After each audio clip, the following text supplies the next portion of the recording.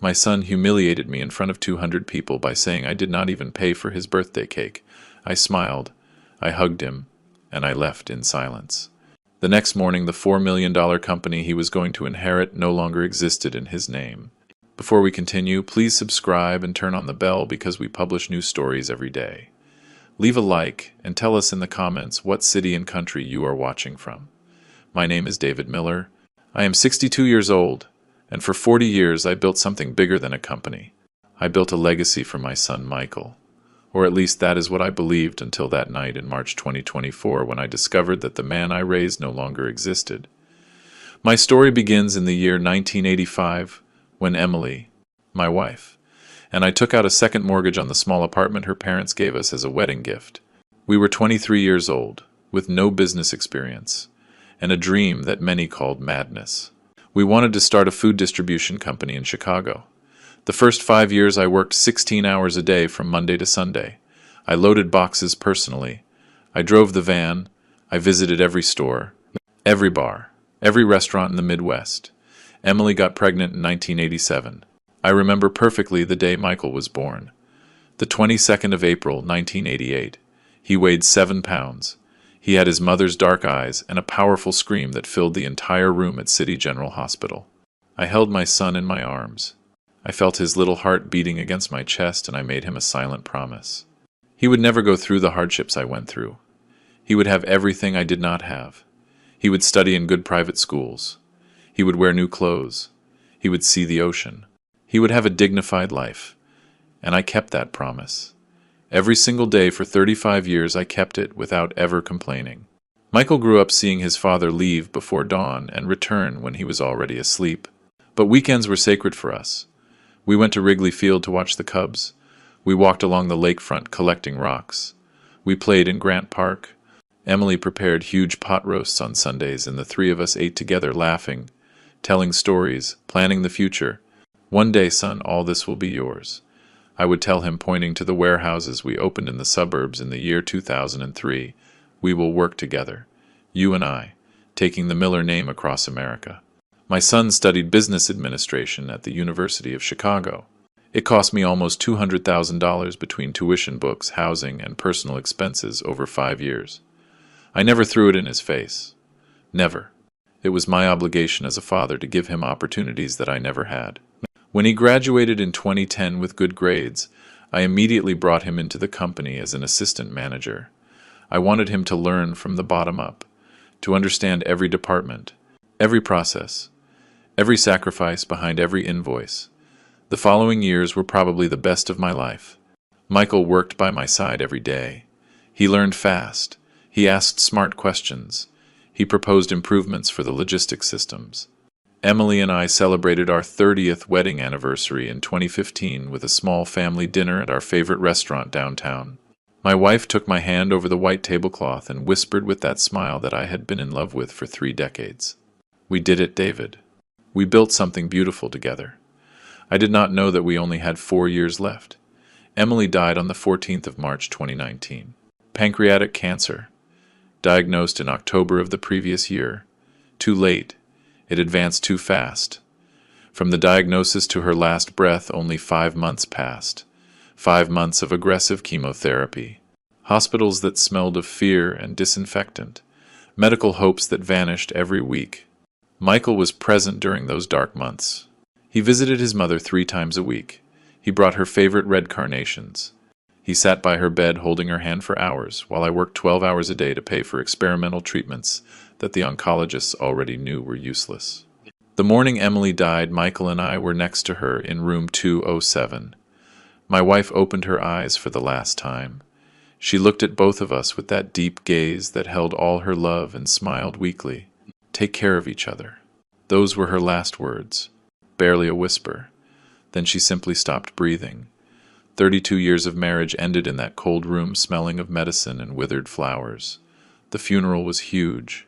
Emily was loved by hundreds of people, company employees, old clients, neighbors from the old neighborhood, friends of a lifetime.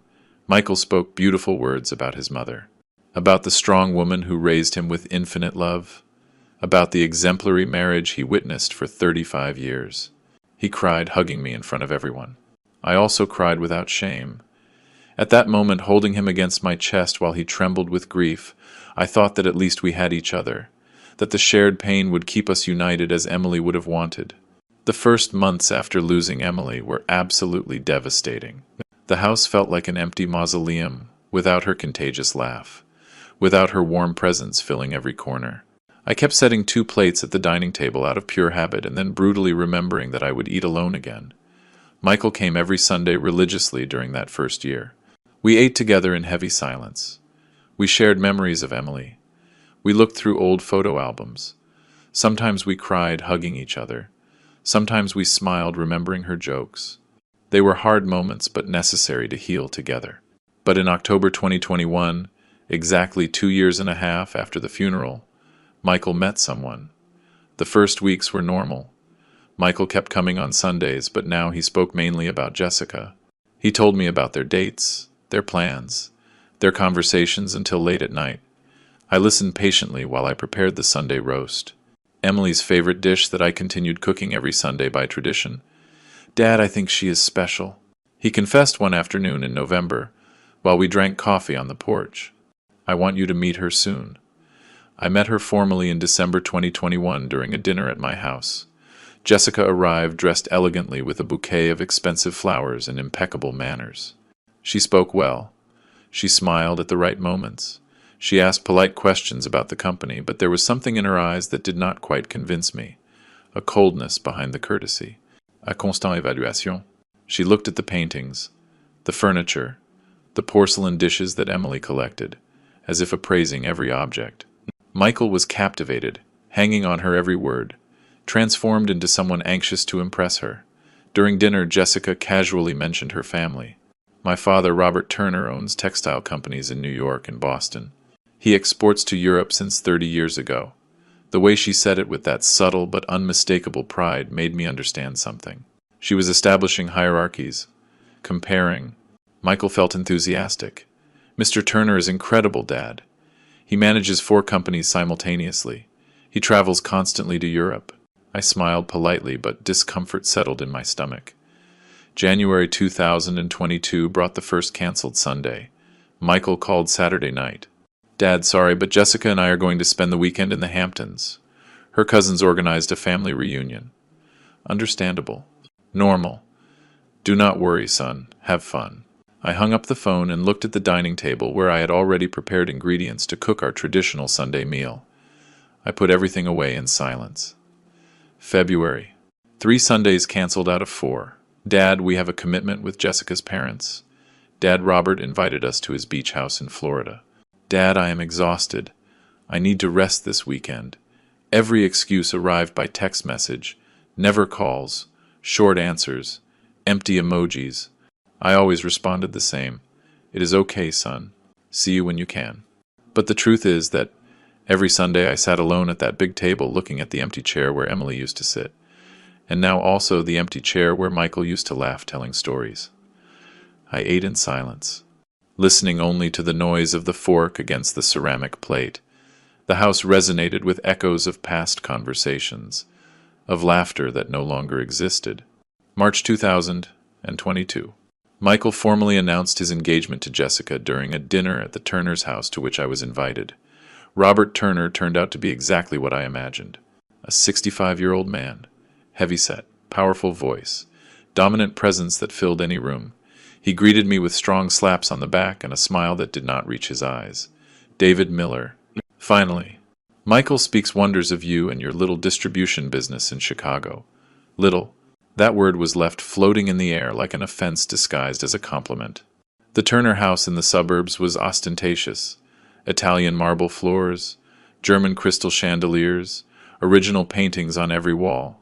During dinner, Robert monopolized every conversation, talking about his international contracts, his contacts in Paris, his diversified investments. Michael listened fascinated, nodding at every sentence, laughing exaggeratedly at every mediocre joke. I remained silent, observing how my son made himself small in front of that man trying desperately to win his approval. "Michael tells me he works in your family business," Robert commented, pouring himself more expensive wine. "How nice to maintain traditions, although the modern business world demands globalized vision." Disruptive strategies. Jessica smiled at her father with adoration. Michael nodded vigorously. Exactly, Mr. Turner. I have been suggesting to Dad to modernize some processes. He looked at me seeking validation. I felt a strange pang in my chest. April, May, June 2022. Family Sundays disappeared completely. Michael spent every weekend with the Turners. When I tried to call him, he answered hurriedly. Dad, I am busy, I will call you later. He never called later. Our conversations were reduced to brief exchanges about work matters. In the office, he was professional, efficient, distant. The affectionate son who hugged me spontaneously had been replaced by a polite employee. I started eating dinner alone permanently. I bought takeout because cooking for one made no sense. I sat in front of the television without paying real attention, simply needing noise to fill the overwhelming silence. The photographs of Emily on the mantelpiece seemed to look at me with sadness. Forgive me, I whispered sometimes. I do not know what I am doing wrong with our son. July 2022 brought a disturbing revelation. Michael arrived at my office accompanied by Robert without prior notice. Dad, Mr. Turner wants to see our facilities, to see how we operate. They spent 2 hours touring the warehouses, while Robert asked pointed questions about volumes, margins, suppliers, contracts, questions too specific for simple curiosity. Michael answered everything enthusiastically, revealing confidential information without thinking twice. October, November, December. The year 2022 ended with a Christmas dinner at the Turner's house where I was invited as a mere formality. Michael spent the entire evening glued to Robert discussing expansion strategies. Emerging markets, merger opportunities. Jessica hung from my son's arm, showing off a huge engagement ring. They had gotten engaged in November without Michael consulting me, or informing me in advance, or including me in the moment. I found out through a photo on social media that a cousin showed me. Congratulations, son, I told him over the phone that night. Thanks, Dad, he answered hurriedly before hanging up, saying he had guests. The year 2023 witnessed the definitive distancing. Michael married Jessica in April. A luxurious wedding at a country club with 300 guests where I occupied a side seat far from the main table. Robert gave an emotional speech about his new son, about the bright future that awaits them together. I was not invited to speak. I applauded politely. I smiled for the obligatory photos and drove back to the city alone, crying on the highway while remembering the boy I held in the hospital 35 years ago. The following months were a fog of loneliness. Michael visited the office. He worked efficiently but avoided personal conversations. Jessica never came to see my house. She never showed interest in her husband's family. Sundays became eternal days where I wandered through empty rooms, speaking to photographs of Emily apologizing for failing our son. And then came March 2024. On March 10th, I received a digital invitation via email. Birthday celebration of Michael Miller. Saturday, March 16th, 8 p.m. The Grand Ballroom. Formal, cold, impersonal, like inviting a distant acquaintance. I called Michael immediately. Son, are you going to celebrate your birthday? I did not know anything. There was an awkward silence. Jessica organized everything, Dad. It is something big. Obviously you are invited. Something big. Obviously. Words that sounded hollow. Do you need help with the costs? I offered genuinely. I can help with the hall, the food, whatever you need. Michael let out a brief laugh. Strange. Do not worry. It is all covered. Just come and enjoy. He hung up quickly. I stood there holding the phone, feeling a dark premonition running down my back. On Saturday, March 16th, I dressed carefully. A gray suit that Emily had given me years ago. Navy blue tie. Polished shoes. I drove to the Grand Ballroom downtown. It was an exclusive place normally reserved for high-level corporate events. The parking lot was full of luxury vehicles. Mercedes, Audis, BMWs. I swallowed hard. I entered the hall and stood paralyzed. There were easily 200 people. Ostentatious decoration with gigantic floral arrangements. Professional lighting. Open bar with uniformed waiters. Tables covered with white linen tablecloths. Elaborate centerpieces.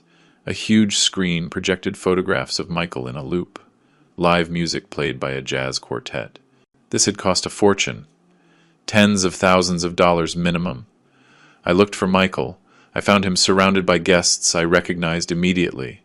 Robert's business partners, businessmen from New York, colleagues from the textile world. Very few familiar faces from my circle. Michael wore a very expensive Italian suit. He laughed loudly. He toasted with glasses of French champagne. Jessica shone by his side with a designer dress and dazzling jewelry. I approached slowly. "Happy birthday, son." Michael turned around. He saw me. His expression changed barely perceptibly. "Dad, you made it. Thanks for coming." A mechanical hug. Quick, without warmth. "This place is impressive," I commented, looking around. Michael smiled with pride. Robert insisted on doing something memorable. "Robert, again, Robert, let me introduce you to some people," he said, dragging me towards groups where he introduced me hurriedly before walking away. I spent 2 hours alone holding a glass of wine without drinking, observing my son shine among strangers. Nobody really spoke to me. I was the invisible father, the irrelevant old man in the corner. Robert dominated the room, slapping backs, telling stories, receiving attention. Michael gravitated constantly towards him, seeking his approval, his recognition. Then came the moment that would change everything forever. Michael went up to the small stage where the quartet was. He took the wireless microphone. The music stopped. All conversations halted. 200 pairs of eyes turned towards him. "Good evening, everyone." He began with his amplified voice resonating in the hall. "I want to thank each one of you for joining me on this special night." Polite applause. I smiled from my corner, hoping, perhaps naively, for some acknowledgement. "Especially," Michael continued, and my heart raced, anticipating his words. "I want to thank deeply my father-in-law, Robert Turner." He pointed towards Robert, who raised his glass with false modesty. Robert paid for absolutely everything for this incredible event. The hall, the food, the music, the flowers, everything. Because my father, he paused. He looked directly at me across the crowd. He did not even want to pay for the cake.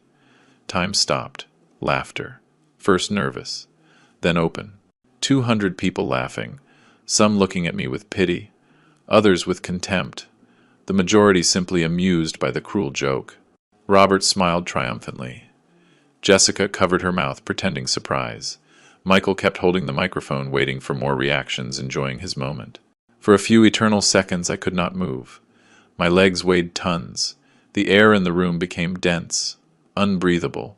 I felt heat rising up my neck, burning in my cheeks. Tears threatened to flow, but something inside me, some vestige of ancient pride, refused to allow it.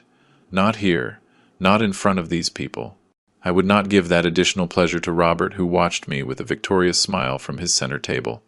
So I did the only thing my battered dignity allowed me. I smiled. It was a forced smile, probably crooked, but a smile nonetheless.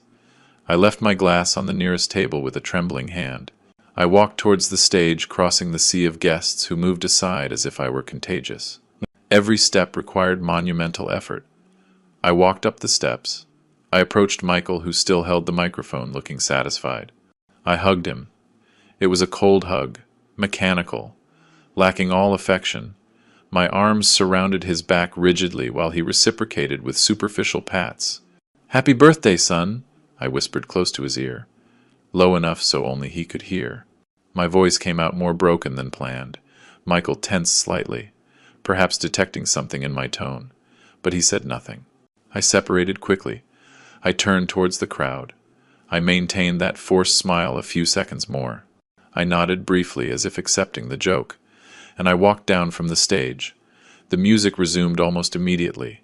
Conversations resumed their course. I was irrelevant again. The moment of amusement had passed. I walked towards the exit without looking back, without saying goodbye, without seeking explanations. I crossed the luxurious lobby with legs that barely responded. I handed the ticket to the valet parking with trembling hands. I waited 5 endless minutes under the artificial lights of the building while my 2015 Ford sedan was brought around. A modest car compared to the luxury German vehicles surrounding the parking lot. I got into the car. I closed the door. I started the engine.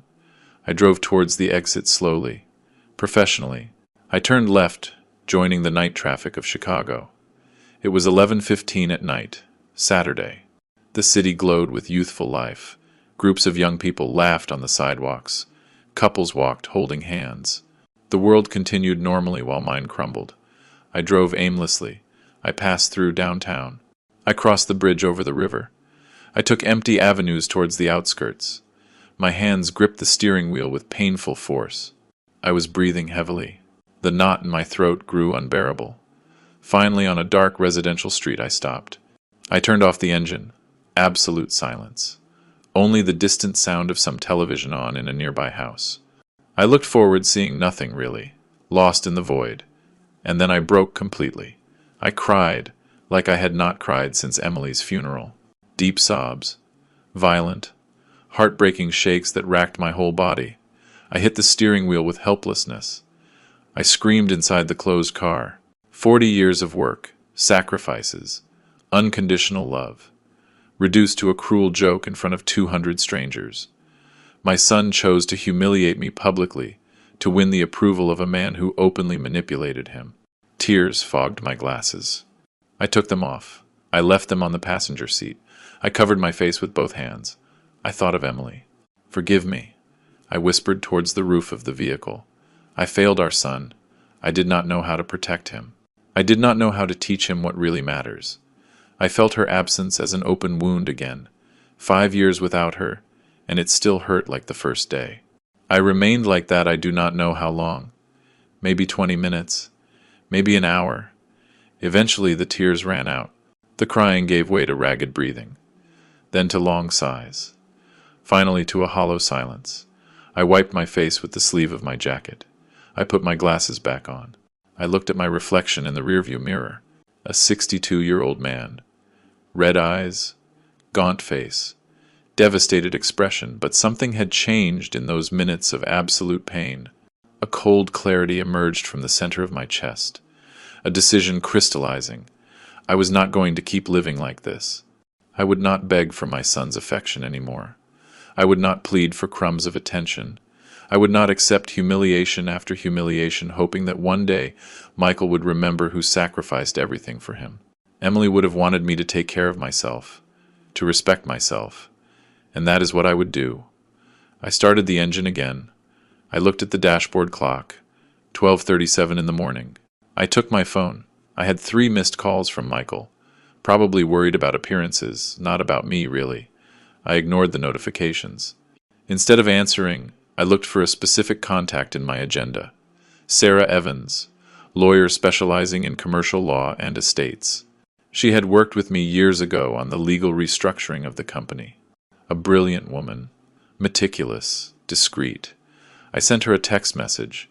"Sarah, I need to meet urgently on Monday. Confidential and delicate matter. Available first hour?" The answer arrived surprisingly fast for being midnight on a Saturday. "Good morning, David." "Sure, 8 in the morning at my office.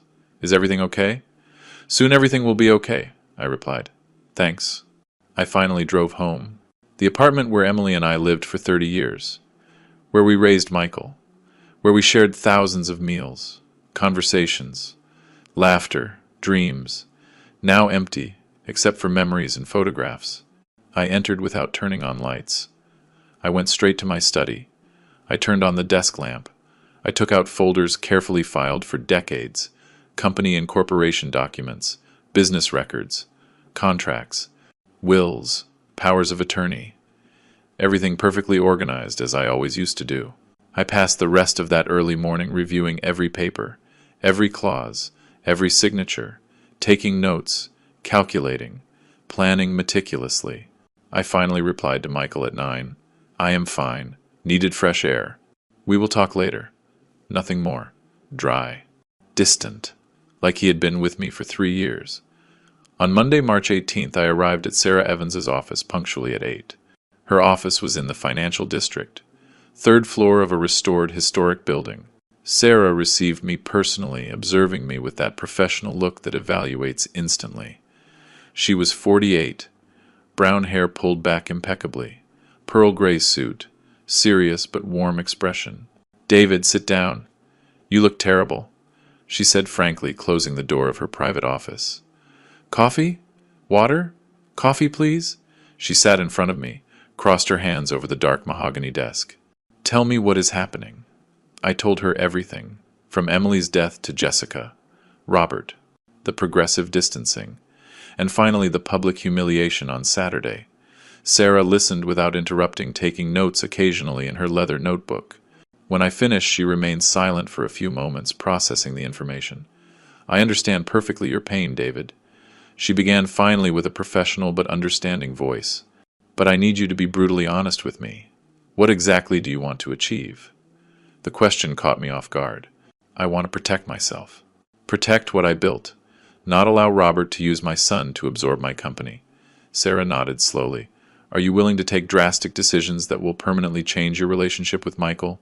I looked out the window towards the street where anonymous people walked hurriedly towards their jobs. I thought of Emily, of the promises I made her, of the son I lost gradually. There is no relationship left to preserve, Sarah. He chose his path. Then let us act quickly, she replied, opening her laptop. First, I need full access to all the legal documentation of your company. Corporate structure, shares, powers granted, current wills, everything. Second, I want you this week to discreetly look for any suspicious document on Michael's desk. Preliminary contracts, agreements, correspondence with Robert. I need to know exactly what they are planning. I left that meeting with renewed purpose. Sarah had awakened something in me. Business survival instinct. For 40 years, I built that distributor from scratch. I would not allow it to be absorbed through family manipulation. That afternoon, Monday, I arrived at the office after 6 when most of the staff had left. Michael was still working in his office. I knocked on his door. Come in, he replied without looking up from his computer. I entered. Son, about Saturday. He finally looked at me. Guilty expression, but defensive. Dad, it was just a joke. I did not think you would take it so badly. A joke? He reduced my public humiliation to a joke. Michael, that joke humiliated me in front of 200 people, I said calmly, controlling my rage. But I did not come to discuss that. I came to ask you. Are you happy working here? He seemed confused by the change of subject. Of course, Dad. Why do you ask? Simple curiosity. Lately you seem distant, uninterested. Maybe you prefer to explore other opportunities. He tensed visibly. No, not at all. This company is my future. You know that. Your future. Not our future. His future. I am glad to hear it. Then I expect greater commitment from now on, I said firmly before leaving. I needed him to believe that everything continued normally while I investigated discreetly. The next day, Tuesday, I took advantage of Michael going to an external meeting with clients. I entered his office with the master key that I, as the owner, possessed. My heart was beating rapidly. Searching my own son's desk made me feel dirty, but it was necessary. I opened drawers carefully. Pens, business cards, routine invoices, nothing relevant. I checked his filing cabinet, standard contracts, monthly reports. I turned on his computer, but it required a password. I could not risk it. Then I saw a manila folder semi-hidden behind his monitor. I took it. Inside were printed drafts of legal documents. The titles froze my blood. Business Merger Proposal Miller-Turner, Post-Integration Financial Projection, Consolidated Administrative Structure.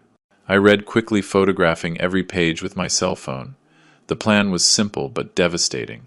Robert proposed acquiring my company through what they called a friendly merger, taking advantage of my advanced age and natural desire to retire. Michael would be named regional director with a fixed salary but without real power. Robert would absorb clients, contracts, employees. The Miller brand would disappear completely. There were printed emails exchanged between Michael and Robert since January 2024. 2 months of planning behind my back. Your father is old school. He needs renewal, Robert wrote. Let me handle the transition smoothly, Michael responded. I trust you, Robert. Dad will understand it is for the best. I felt physical nausea reading those words. My son conspired actively against me for months. I photographed everything meticulously. I returned the folder exactly where it was.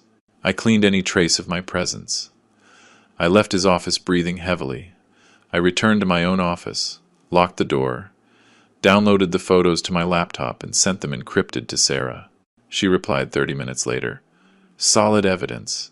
Meet me tomorrow at 3 p.m. Bring all original corporate documents. That night, reviewing the photos again at home, something broke definitively inside me.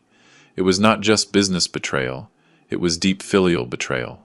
Michael consciously chose to deceive me, manipulate me, prepare me for a forced retirement disguised as a friendly transition. While I included him in every important decision for years, he conspired to hand over my legacy to Robert. Sarah reviewed every paper meticulously for 40 minutes without uttering a word. Finally, she looked up. David, legally you have absolute control. You own 95% of the shares. Michael owns only a symbolic 5% that you gave him at his wedding. You can act without his consent. It is up to you. What do you propose? Sell? Quickly.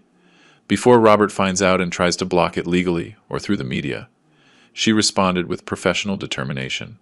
I know several investment groups interested in consolidated distributors like yours. Specifically, Midwest Logistics from Detroit has been looking to expand into the Chicago area for months. They work with very high standards, pay well, and respect acquired brands. How much time would you need? I asked, feeling adrenaline run through my veins. 3 weeks maximum if you agree to negotiate aggressively. I will contact the acquisitions director today. Send financial prospectus tomorrow. Face-to-face meeting within 3 days. Due diligence express of 1 week. Document closing in 15 days. She calculated quickly on her laptop. Based on your last annual balance sheets, conservative valuation would be around $4 million for the 80% stake. $4 million. A fortune. More than necessary to live comfortably the rest of my days. Do it, I said firmly. Contact them today. Negotiate as best as possible. I want this closed before April.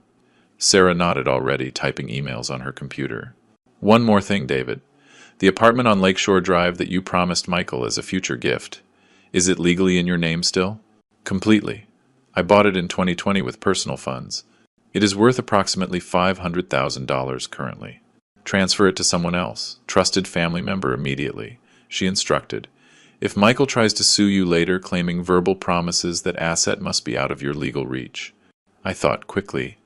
My niece Ashley, daughter of my deceased brother, 32 years old, elementary school teacher, single, lives modestly. She was always affectionate with me, especially after Emily died. Perfect. I will draft the donation deed tomorrow. Signed before a notary the day after tomorrow. Transfer completed in a week. Sarah confirmed, taking notes. We will also cancel all powers Michael has.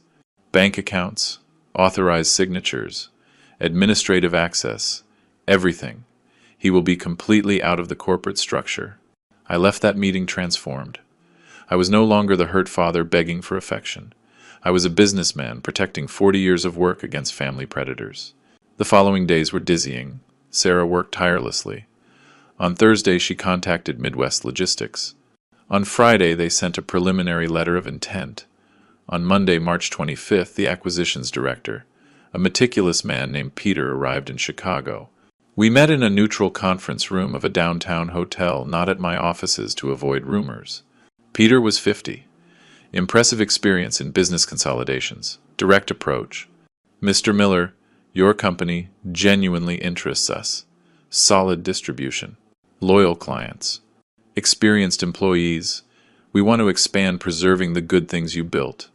I presented financial balance sheets for the last 5 years, current contracts with wholesale suppliers, updated client portfolio, inventory evaluations, cash flow analysis. Everything impeccable. 40 years operating cleanly were reflected in those numbers. Peter reviewed every document, attentively asking technical questions that I answered honestly. Why sell now? He finally asked the inevitable question. I had prepared that answer carefully.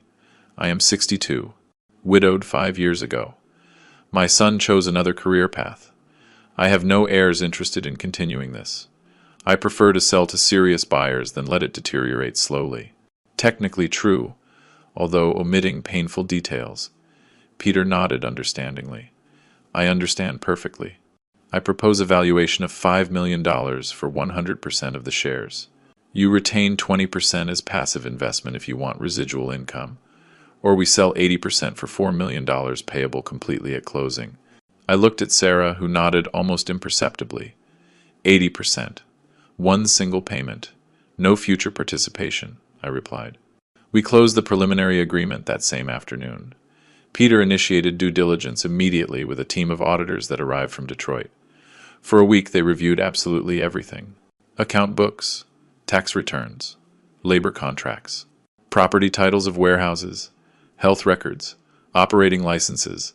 They found 0 irregularities, 40 years of honest and transparent management. Michael suspected nothing.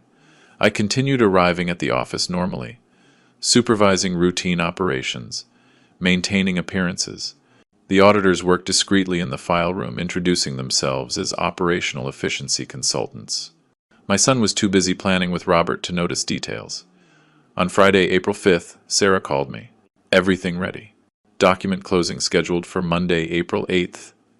10 a.m. Law office on State Street. Bring identification and prepare to sign a lot. My hand trembled slightly holding the phone. It was real. It was happening. That weekend was surreal. I walked through my house touching furniture Emily chose, looking at photos of Michael as a child, remembering decades of family life. I did not feel regret. I felt anticipated liberation. On Saturday, I visited my niece Ashley. She lives in a nearby suburb. Small but cozy apartment. I explained everything honestly. Michael's betrayal, my decision to sell, the apartment I would transfer to her name. Ashley cried, hugging me. Uncle David, I am so sorry for what Michael did to you. You do not deserve that pain. That is why I need to protect myself, Ashley. That apartment is worth $500,000. It will be legally yours, but I trust you will never use it against me. Never, Uncle. Never, she promised solemnly. Monday, April 8th, 10 a.m. Elegant law office in downtown Chicago. Sarah waited for me along with Peter and the legal team of Midwest Logistics. We signed for 2 hours. Sale and purchase deeds, share transfers, revoked powers, liability releases. My signature appeared hundreds of times on official documents. I drove straight home. I turned off my cell phone. I needed silence before the inevitable storm. Meanwhile, as I learned later from loyal employees, Michael arrived at the office at approximately 2:30 in the afternoon. He found the parking lot full of unknown vehicles. He entered the building confused. The receptionist Linda, who had been working with me for 20 years, stopped him nervously. Mr. Michael, there are new people in management. They say they are the new owners. Michael paled instantly. He ran up the stairs towards his office. He found the door locked. Inside, 2 men in suits were reviewing files. He knocked furiously. A man of about 40 opened. Yes? How can I help you? This is my office. Who are you? Michael demanded with an altered voice. We are representatives of Midwest Logistics, new majority owners as of today. You are Michael Miller, the owner's son. The man consulted a digital tablet.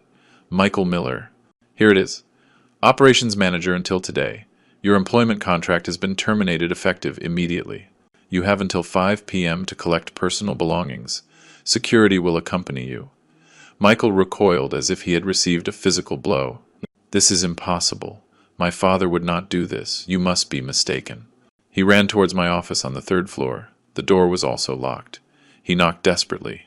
Nobody answered. He went down looking for Linda. Where is my father? Linda had tears in her eyes. I do not know, Mr. Michael. I only know that this morning these gentlemen arrived with official documents saying they bought the company. Mr. David has not come today. Michael took out his phone, trembling. He dialed my number. Voicemail. Dad, answer. Please. What is going on? He dialed again. Voicemail again. Voicemail. During the next 4 hours, he called 29 times exactly. He left increasingly desperate messages that I listened to days later. Message 1, 2:40 p.m. Dad, there are people saying you sold the company. Tell me it is a mistake. Message 5, 3:10 p.m. Dad, answer. This cannot be happening. You sold without telling me anything? Message 12, 4:05 p.m. Dad, please, I need to talk to you. I am scared. Call me. Message 2:2, 5:30 p.m. Dad, forgive me. Forgive me for Saturday. Forgive me for everything. But do not do this to me. I am your son. Message 29. 6:40 p.m. I do not know what to say anymore. Just call me when you can. But I did not call. Not that night. Michael, desperate, contacted Robert. They met at a coffee shop near the offices at 7 in the evening. As a waiter I knew told me later, Robert arrived visibly furious. How did you let this happen? He shouted at him as soon as they sat down. I do not know. Dad never mentioned anything. There were never signs, Michael replied with a broken voice. Signs? You humiliated your father publicly and you did not even have the decency to watch him afterwards. Robert spat with contempt. That old man played us masterfully. He sold while we were planning the merger. Now we have nothing. 3 months of work lost. Michael tried to defend himself. Robert, can we talk to him? Convince him to reverse it? Do not be naive. That sale is closed legally. Your father is not stupid. He hired good lawyers. Robert stood up abruptly. I thought you were smarter, Michael. I thought you knew how to handle your father. I was wrong about you. He left $20 on the table and left the cafe without looking back. Michael remained sitting alone, holding his head with both hands.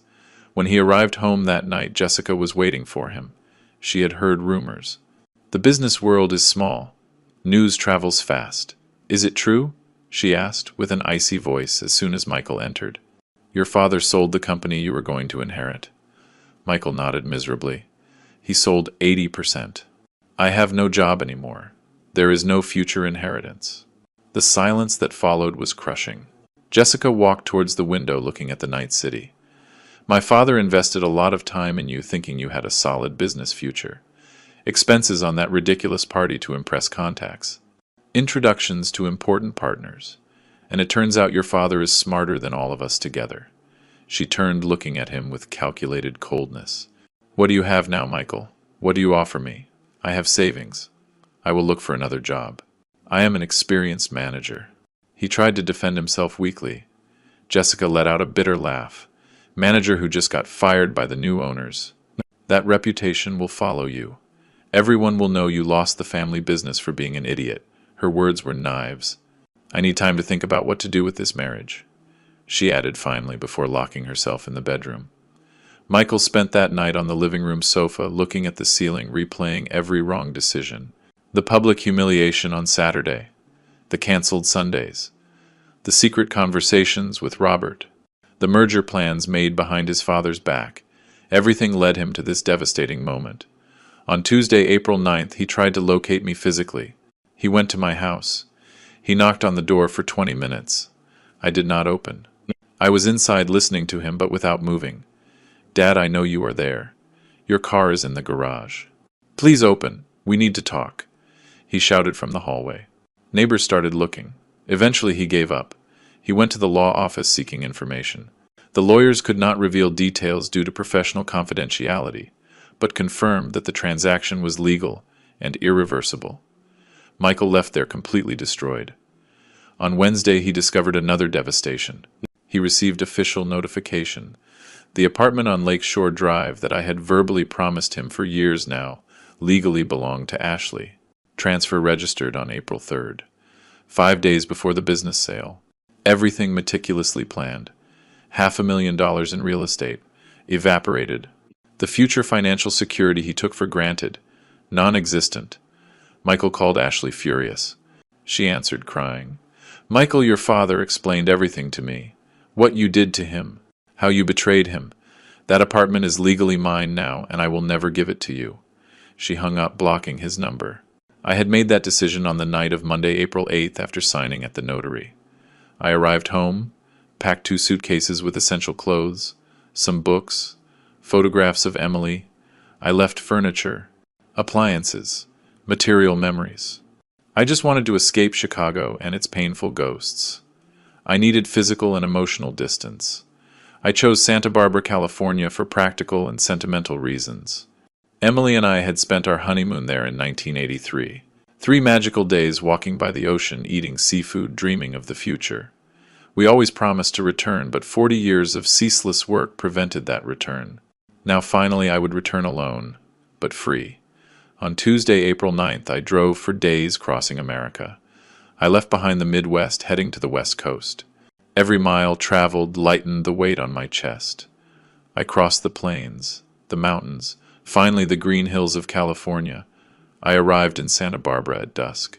The city glowed, reflected in the ocean waters. I breathed deeply the salty air. For the first time in months, I felt something resembling peace. I stayed initially in a modest hotel. For 2 weeks, I looked for permanent housing. I found a perfect apartment, second floor, 2 bedrooms, balcony with partial ocean view, $3,000 monthly rent. I signed a 1-year lease immediately. I bought basic furniture. I turned that anonymous space into a temporary home. The first weeks were strange. Waking up without work obligations after 40 years generated vertigo. I walked through the city for hours aimlessly. I walked along the pier. I sat on benches, watching the ocean, reading novels. I never had time to enjoy simply existing without pressures. Gradually, I established new routines. I ate breakfast at home quietly. Coffee, toast. After that, I walked to the historic downtown, Spanish colonial buildings, plazas full of life. I discovered a family cafe called The Daily Grind. It was a tiny place, barely 6 tables run by an older couple, Tom and Mary, who had been serving perfect coffees for 30 years. I became a regular customer. I arrived every morning at 10. I ordered coffee with milk and a croissant. I read the local newspaper for an hour. The owners began to greet me by name after the first week. It was in that cafe exactly on May 1st where I met Linda. She arrived that sunny spring morning looking for a table. The cafe was unusually full. Tom pointed to me. "Share a table with David. He is a good man. He does not bother anyone." Linda hesitated momentarily. Then she smiled tiredly. "Thanks. If the gentleman does not mind." I looked up from my newspaper. "Not at all. Go ahead, please." She sat in front of me. A woman of approximately 58 years, brown hair with natural gray streaks tied in a simple ponytail. No makeup. Deep and sad honey-colored eyes. She wore comfortable clothes, jeans, navy blue sweater, sneakers. She carried a worn book under her arm, 100 Years of Solitude by Garcia Marquez. We ordered our coffees in silence. She took out the book. I returned to my newspaper. 20 minutes passed without exchanging a word. We mutually respected our spaces. Then she sighed audibly, closed her book frustrated. "I have been trying to finish this chapter for 3 months. My mind wanders constantly." She said it more to herself than to me, but I responded instinctively. The same thing happened to me after becoming a widower. Reading became impossible for months. Linda looked at me surprised then, with immediate understanding. "Also widowed," she said softly. It was not a question, it was recognition. 5 years ago, I confirmed. 4 for me, she replied. We looked at each other for seconds that seemed to stretch out. 2 strangers connected instantly by shared loss. "David Miller." I introduced myself, extending my hand. "Linda Johnson." She shook my hand firmly. Her touch was warm, real. "Are you from here?" she asked. "No. Chicago. I arrived 3 weeks ago looking for, I don't know, fresh air." She smiled understandingly. "I am from here. Retired elementary school teacher. Well, retired early after my husband James died. Heart attack in July 2020. 59 years old. Perfectly healthy. He went out for a run one morning and simply collapsed." Her voice breaking slightly. I told her about Emily. The cancer. The 5 agonizing months. "At least I could say goodbye," I said. "You did not have that chance." "I do not know what is worse," she replied. "Saying goodbye, watching them suffer, or losing them without warning." We also talked about children. Linda had 2, a son, engineer living in Seattle with his own family, and a daughter, doctor working in Los Angeles. "Good kids," she said. "They call weekly, visit occasionally, but they have busy lives. I do not blame them." I noticed melancholy in her words. I told her vaguely about Michael, omitting painful details. In mid-May, Linda invited me to hike in the hills. "I need exercise and company. Walking alone depresses me," she explained. I accepted immediately. We climbed the green hill, breathing fresh air, stopping frequently to admire spectacular views of the bay. At the top, sitting on a wooden bench looking at the infinite ocean, Linda asked softly, "David, what really brought you to Santa Barbara? There is deep pain in your eyes that goes beyond widowhood." I hesitated. I had been avoiding that conversation for 6 weeks, but something in Linda's sincerity made me trust her. I told her everything. Michael, Jessica, Robert, the public humiliation, the secret sale, the escape. Words flowed uncontrollably. Linda listened without interrupting, holding my hand when my voice broke. When I finished, she remained silent for long minutes, processing. "You did the right thing," she said finally with absolute firmness. "You protected your dignity. Your son chose to betray you consciously. The consequences are his, not yours." Tears sprang from my eyes. "But he is my son, Linda. What father does this? A father who respects himself," she replied. "Emily would want to see you happy, not begging for crumbs of affection." Those words released something inside me. I cried openly while Linda hugged me. After 40 years holding everything together, finally I allowed myself to collapse in the arms of someone who genuinely understood. June came transforming us. Linda and I were inseparable. We had breakfast together, walked daily, attended small concerts, cooked simple dinners in my apartment or hers. It was not passionate, youthful romance. It was mature companionship based on mutual respect and shared experiences of loss. One afternoon in mid-June, exactly the 17th, my doorbell rang unexpectedly. It was 6 in the evening.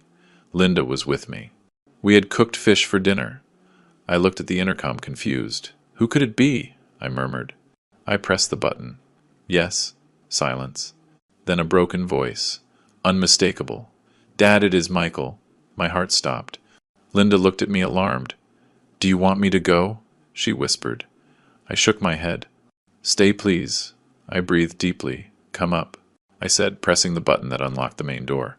2 eternal minutes later, they knocked on my door. I opened slowly. Michael was in front of me. Unrecognizable. He had easily lost 20 pounds. Deep circles under his eyes, unkempt beard, wrinkled clothes, devastated expression. He seemed to have aged 10 years in 2 months. "Dad," he whispered with a broken voice. His eyes filled immediately with tears. He tried to hug me. I took a step back instinctively. "Come in," I said coldly. Michael entered, looking around the modest apartment. Then he noticed Linda observing from the kitchen. "She is Linda." "Linda, my son Michael." Both nodded awkwardly. "How did you find me?" I asked with a controlled voice. Michael swallowed hard. "I hired a private investigator. It cost me 6 weeks to locate you." "Dad, I need to talk to you. I need to explain." "There is nothing to explain," I interrupted. "Everything is perfectly clear. Now tell me what you want." "Sorry," said Michael, falling apart. He literally knelt in front of me, sobbing. "Forgive me, Dad. I was an idiot, a terrible son. Robert manipulated me. Jessica blinded me. But that does not justify anything. I betrayed you. I humiliated you. I lost everything important to impress people who were worth nothing." His words came out broken between violent sobs. I looked at my son kneeling, destroyed, begging. Part of me wanted to hug him, forgive him, restore what was lost. But another part, stronger, remembered every lonely Sunday, every empty excuse, every moment where he chose Robert over me. I remembered 200 faces laughing while he humiliated me publicly. "Michael, get up," I ordered firmly. He obeyed, trembling. I looked him directly in his red eyes. "You lost the right to call me Dad when you abandoned me after your mother died. For 5 years I needed you. I called you. I invited you. I cooked for 2, waiting for you Sunday after Sunday. Do you know how many times you appeared? 3 times in 2 years. 3 miserable times." I know, he moaned. "I was selfish. I was blinded by ambition." I interrupted. "You chose to impress Robert while I ate alone every damn weekend looking at your mother's empty chair. Now you come here seeking what exactly? Forgiveness? Money? Restoration of inheritance?" "I just want you back," he cried. "I lost everything, Dad. The company, the apartment. Jessica left me 3 weeks ago. Robert does not speak to me. I am working as a junior manager in a logistics company earning minimum wage. I live alone in a rented apartment. But none of that matters. The only thing that matters is that I lost my father for being an idiot. You did not lose your father, I said with a calm but firm voice. You abandoned your father. There is a substantial difference. I looked for you tirelessly for years. You ignored me systematically. The consequences of your actions are yours exclusively. Live with them. Linda watched silently from the kitchen, tears running down her cheeks. Is there no chance to fix this? Michael pleaded desperately. None? I looked at him for a long time. Michael, you are 36 years old enough to rebuild a life independently. Learn from this. Value those who love you unconditionally, before losing them permanently. But I can no longer be that person for you. I need peace after decades of sacrifice. Michael looked towards Linda, seeking perhaps an ally, but she simply shook her head gently. Your father deserves peace, she said with compassion but firmness. Respect that at least. Michael nodded, defeated. Can I call you occasionally? Know that you are okay? I considered the question carefully. No. I need to close this chapter completely. Find your own way without depending on me. I extended my hand formally. Michael shook it, trembling. Then he tried to hug me one last time. I allowed the hug, briefly feeling his body shake with sobs, but I did not reciprocate with affection. It was a hug of definitive farewell. Take care, Michael, I said, separating myself. That is all I can offer you. My son left the apartment walking like an old man. Linda closed the door behind him. She hugged me immediately while I processed the encounter. You did the right thing, she whispered. It was incredibly difficult, but right. I nodded against her shoulder, allowing myself to feel the sharp pain of that definitive closure. That night, I did not sleep well. Images of Michael as a child laughing on the beach, celebrating birthdays, graduating college, contrasted cruelly with the destroyed man I had just said goodbye to. Part of me questioned if I had been too hard, but I also remembered every broken promise, every ignored Sunday, every choice where Robert mattered more than me. Linda stayed with me that night, simply holding my hand in silence. Her presence was healing balm. In the morning, while we drank coffee watching the sunrise from my balcony, she told me, David, you spent decades building for others. Now build something for yourself. She was right. 62 years old, and finally free of crushing obligations. July brought complete transformation. Linda and I decided to travel, something neither had really done after becoming widowed. We rented a small car and toured the coast for 2 weeks. We visited tiny fishing villages, ate fresh seafood in family restaurants, walked deserted beaches, talked for hours about everything and nothing. It was not cinematic romance. It was something better. Genuine companionship between two mature souls who perfectly understood the value of simplicity. One afternoon, sharing a bottle of wine, watching the ocean, Linda took my hand. Thanks for letting me join you in this, she said softly. Thanks for reminding me that I can still be happy. I kissed her forehead. Thanks for appearing exactly when I needed to believe in human connections again. August. We returned to Santa Barbara renewed. We established a shared routine but respecting individual spaces. Linda spent 3 nights a week in my apartment. I spent 2 in hers. We cooked together, read simultaneously in comfortable silence, attended local cultural events. Nothing dramatic, simply daily life shared peacefully. Meanwhile, in Chicago, as I learned later from my niece Ashley, who maintained limited contact with Michael, my son, faced brutal reality. Jessica had filed for divorce formally in July.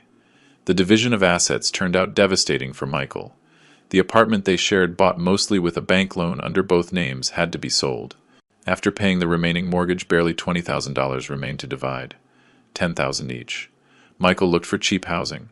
He rented a small studio in a working-class neighborhood far from downtown for cheap. His salary barely covered rent, basic services, food. Nothing was left for luxuries he took for granted previously. Robert Turner, according to what Ashley told me, publicly discredited Michael in business circles. The guy turned out incompetent. He did not know how to handle even his own family inheritance. Robert commented in meetings. That damaged reputation followed Michael. Companies where he applied for better positions checked references, spoke with Robert, and rejected applications immediately. Michael was trapped in a mediocre job without real possibilities of promotion. His boss, general manager of a logistics company, treated him condescendingly. Miller, I thought you came from a successful business family. What happened? he joked cruelly in front of colleagues. Michael endured daily humiliations out of absolute economic necessity. September 2024. Linda and I celebrated 6 months of knowing each other. We dined at an elegant restaurant on the hill with spectacular views of the illuminated bay. David, these months with you have been medicine for my soul, Linda confessed, holding a glass of wine. I thought I would die alone and bitter. You showed me that there is still beauty possible. I took her hand over the table. You saved my sanity, Linda. I arrived here shattered. You helped me remember who I am beyond a failed father. That night, walking along the pier under stars, Linda asked, "Do you ever think about Michael?" Honestly, I replied, daily, but no longer with sharp pain. Rather with melancholy for what could have been and will never be. I made peace with that loss. Do you think he will learn? She insisted. I sincerely hope so, although it will probably take a long time to fully understand what was lost. My life now is radically different. Waking up without urgent alarms, without crushing business responsibilities, without ungrateful children demanding attention. I simply exist peacefully. Linda and I have built a beautiful routine. Quiet breakfasts, reading newspapers, daily walks along coastal paths, afternoons cooking traditional recipes, nights watching classic movies hugged on the sofa. I invested the $4 million intelligently. Sarah Evans advised me excellently. Conservative index funds, government bonds, small rental properties. I generate monthly passive income of approximately $5,000 without working, more than enough to live comfortably. Travel occasionally, help my niece Ashley when she needs it. Linda finally sold her apartment in August and moved permanently with me. We bought together a larger condo, 3 bedrooms with a spectacular balcony facing the ocean. We decorated it, combining our tastes. Photographs of Emily and James occupy places of honor, remembering lost loves without competing with present love. We are mature partners who understand perfectly that second chances do not replace first loves. Simply honor them moving forward. We travel frequently. We toured Europe for 3 weeks in July. We plan to visit Italy next April. Simple things I postponed 40 years, building a business empire for an ungrateful son. Now I live exclusively for myself, and that liberation is extraordinary. Do I think about Michael? Constantly. Not with burning rage, but with deep sadness for a relationship destroyed irreparably. Ashley updates me occasionally on his situation. Michael still works in that mediocre logistics company, earning slightly more now after a small raise. He lives alone in that modest studio. No partner since Jessica abandoned him. No real friends because those who surrounded him sought connections with Robert or my company. Ashley says he changed notably. More humble, reserved, silent worker. He no longer shows off or seeks to impress.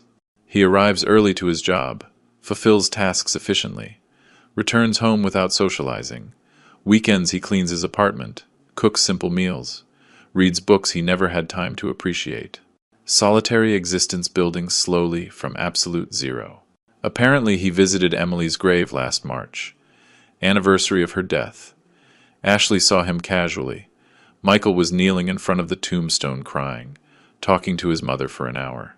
"Mom, forgive me. I disappointed Dad. I disappointed your memory. If you could see me now, you would be ashamed," he sobbed. Ashley did not approach, respecting that private moment of pain. Do I feel compassion? Of course. He is still my son biologically. But compassion does not mean rescue. Michael needed to learn hard lessons that words would never teach. Respect is not bought with money or inheritances. Family is not humiliated publicly to impress strangers. Loyalty is demonstrated consistently, especially during difficult moments. If I could change something, it would not be my decision to sell and leave. It would be having established firmer limits years earlier. Maybe if I had confronted the first canceled Sunday, the first empty excuse, the first derogatory comment influenced by Robert, everything would have been different. But I was always a permissive father, believing that unconditional love meant tolerating everything. I learned late that true love includes establishing clear limits. Emily would have handled this better. She balanced tenderness and firmness perfectly. When Michael was a rebellious teenager, Emily knew exactly when to hug and when to discipline. I simply worked tirelessly, providing materially, assuming that was enough. How wrong was I? This afternoon, while Linda and I walk along the beach, I observe young couples with small children, fathers carrying babies, building sandcastles, laughing carefree. I feel acute nostalgia for those simple moments with Michael 30 years ago, but I also feel peace knowing that I did absolutely everything possible for him. The rest were his choices. Linda notices my melancholic expression. Thinking about Michael? She asks softly. I nod. He will always be there in some corner of my mind. She kisses my cheek. That makes you human, David. But remember, you chose dignity over begging. That was the right decision then and now. You are right. I do not regret it. If Michael appeared tomorrow, having genuinely learned, having changed deeply, maybe we would talk civilly, but I will never restore what was lost. That trust, that unconditional father-son love died that night in March, along with my illusion of an ideal family. Now I have something different, but valuable. Inner peace, loving company with Linda, financial freedom, unlimited time to enjoy simplicities. At my 63 years, finally I live for myself. And although the price was devastatingly high, it was absolutely worth every tear shed. The story of Michael and me ends here, not with cinematic reconciliation or magical forgiveness. It ends with a father choosing self-respect over manipulative guilt, with a son learning brutal lessons about permanent consequences, with both living separate lives carrying different weights of the same relational failure. If someone hears this story, I hope it teaches this. Value unconditionally those who genuinely love you. Never sacrifice real family to impress strangers, and remember always that personal dignity is not negotiable, not even for blood ties. If you like this story, support us with a like, subscribe to the channel, and leave us your opinions in the comments. To listen to the next story, click on the box that appears on the left. Thanks for joining us.